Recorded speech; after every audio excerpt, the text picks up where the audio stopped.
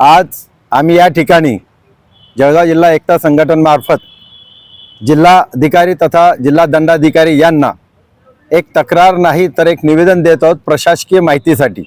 आणि त्याची प्रत आम्ही माननीय मुख्यमंत्री, अल्पसंख्याक, ह्युमन राईट्स आणि सचिवालय कक्ष या सर्वांना पोलीस अधीक्षकासह देत आहोत।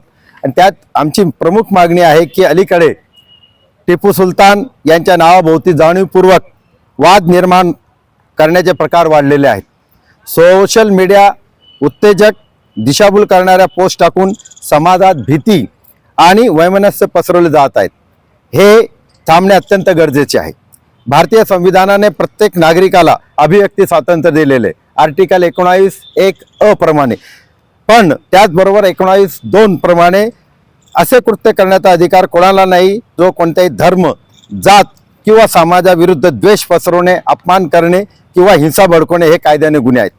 आमची प्रशासनाकडे स्पष्ट मागणी आहे की ऐतिहासिक व्यक्तीचे व खास करून टिपू सुलतानचे फोटो लावणे, जयंती साजरी करणे किंवा डिजिटल माध्यमाने उल्लेख करणे याबाबत त्वरित अधिकृत मार्गदर्शन सूचना जाहीर करण्यात याव्या।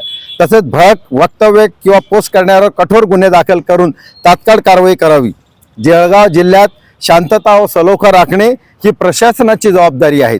अफवा पसरवण्यावर नियंत्रण ठेवण्यासाठी सायबर यंत्रणेला सक्रिय करावे आणि सर्व समाज घटकांना विश्वासात घेऊन सामंजस्याची भूमिका घ्यावी।